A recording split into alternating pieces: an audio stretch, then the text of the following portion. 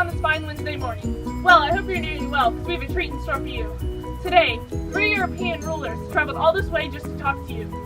Charles V, Philip II, and William of Orange. Now, help me give a round of applause as we introduce Charles V. Hello, Charles V, and thank you for joining us on today's talk show where we will be discussing important events that happened in your lifetime. I'm so delighted to be here. Thanks for having me. Now let's get down to business. How did you rise to power? Well, in 1506, my father, Philip I, he granted me his Burgundian territories, and most of these were fiefs of the German kingdom.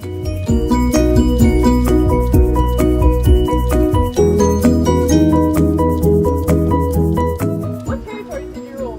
Well, I have control over Austria, Spain, German provinces, Netherlands, Sicily, the Holy Roman Empire, and of course, the New World. Okay, so I heard you were really good with dealing with international conflicts, but more with conflicts dealing in certain regions and areas of the world. What areas of the world did you help, and how did you help them? Well, in Spain, I overcame an early revolt, which allowed me to lay the foundations of a strong government in the Spanish Empire. And in Italy, I had to overcome the papacy and their resistance, which allowed me to establish the Spanish hegemony in Italy. And I fought a long war against Francis I, which was not very decisive, but in the end it weakened France to the point where they couldn't attack Spain until the outbreak of the 30 Years' War. Biggest contribution to the Protestant Reformation? Well, I felt that without Martin Luther around, the Pope would be left without a rival. So, at the Diet of Worms, this was an imperial assembly held in Worms, Germany, where all the political and religious authorities of the Holy Roman Empire all convened to determine how they were going to react to Martin Luther's open teachings. And I presided over this meeting, and I myself issued the Edict of Worms, which basically forbade anyone from sheltering or providing Martin Luther with aid.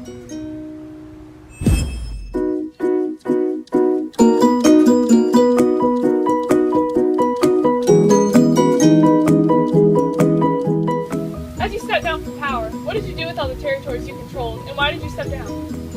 Well, I handed Naples, the Netherlands, and Spain over to my son, Philip II, and I gave the imperial crown of the Holy Roman Empire to my brother, Ferdinand.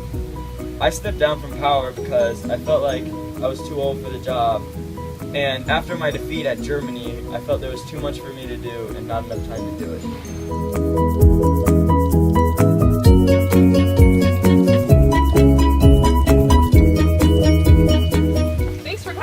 Thanks for having me. Hope to see you again soon.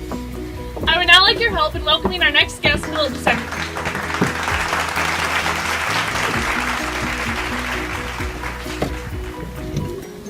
Good morning, Philip II. I've heard so much about you and can't wait to hear more. Can't wait to tell you all about me. Let's get started. Why did you and Queen Elizabeth I have such a disagreement that eventually led to the Spanish Armada? Me and Queen Elizabeth had a very big feud going on. The entire England became Protestant. Again, I was very upset with this. So, in order to counter this, I sent 17,000 Spanish troops to France, and while they were there, they got 16,000 more Spanish troops.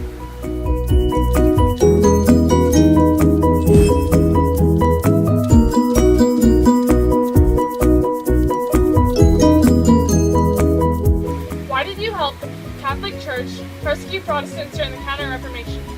I wanted to eradicate this religion from the world, all believers and followers. I also had an inquisition to exile all Christianized Muslims.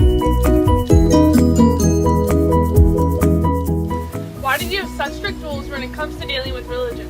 I had such strict rules because I wanted to create unity all over Spain. I also made sure the Pope could not pass any papal laws without getting approval from the royal family first. I also had censorship to make sure that none of my fellow Spaniards would have to deal with Protestant ideas, and it helped me take control of all of Spain. Overall, what impact on Spain did your ruling have? Under my rule, Spain became the richest nation in the world. I ruled from the El Escorial, which is located in central Spain. It was there to commemorate a victory over France.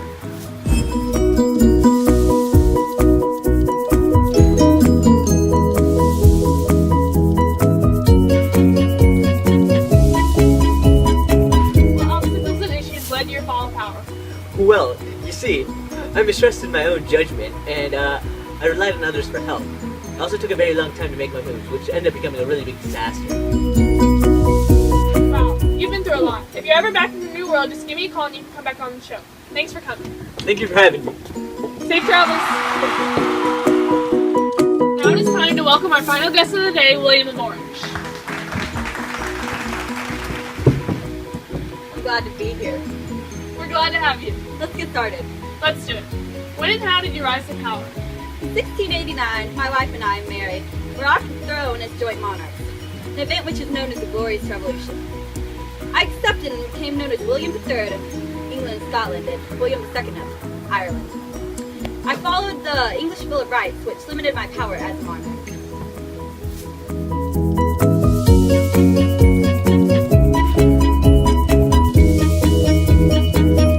What happened at the Battle of Boyne and who was your main rival when fighting? In 1689, James, an army general, landed in Ireland with French troops supplied by my foreign enemy, Louis XIV. He planned to use Ireland as a base to invade England to recover the throne he lost. I gathered a huge invasion force and decisively defeated James at the Battle of Boyne.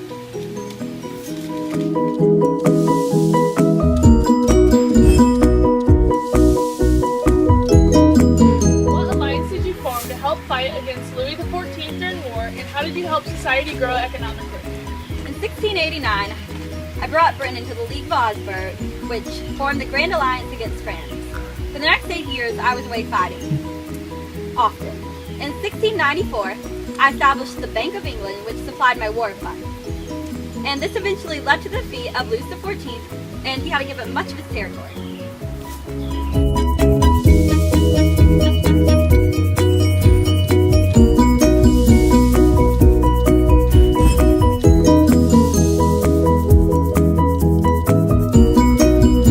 Was the heir brought to the throne? The marriage of Mary and myself was encouraged by Charles II. By encouraging James' Protestant daughter Mary to marry myself, it raised the prospect of a Protestant heir to the throne.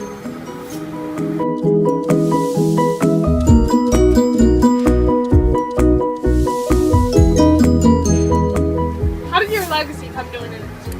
After my rule ended, so did the House of Orange. The supporters of James II did not mourn my loss, and they toasted the mold that made my horse trip, which put me in critical condition.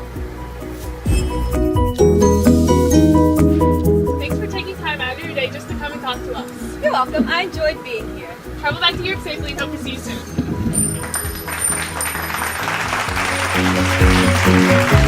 We're almost done for today, but before we finish up, let's bring back out our guests one last time so they can answer any questions the audience has.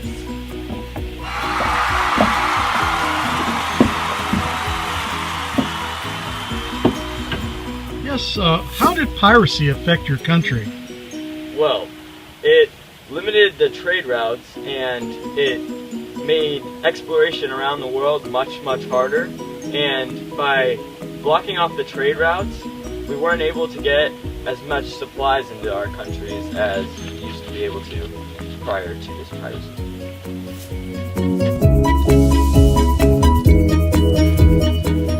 You in the back.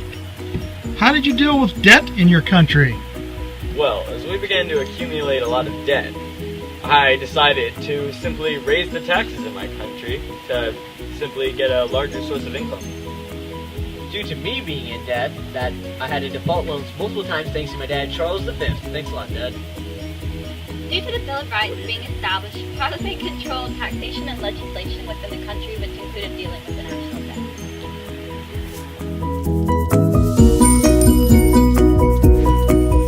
You in the red. How was the monarchy set up?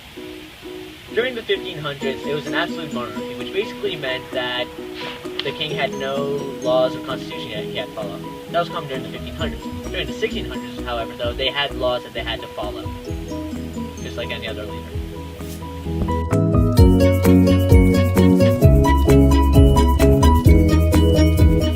You in the front. How did you come into power? Well, in 1506, I earned land from my father, Philip I, and he granted me the Burgundian territories, and from there I just continued to expand and can control over other territories. I got my land from Charles V, my dad, the Holy Roman Empire. 1689, my wife and I were crowned joint monarchs of England, Scotland, and Ireland.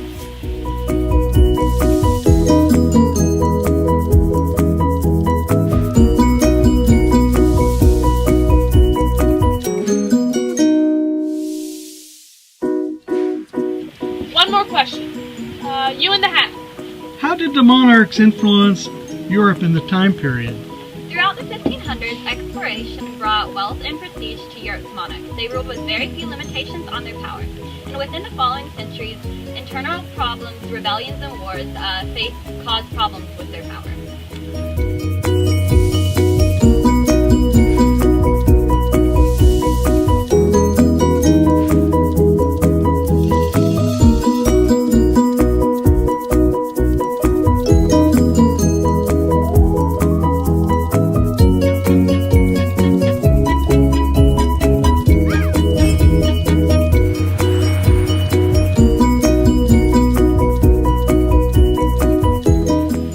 Alright, thank you for coming, and I hope you learned a lot. Can I get one more round of applause for our three guests, Charles V, Philip II, and William of Orange. Have a good rest of your day, and tune in next week for another show.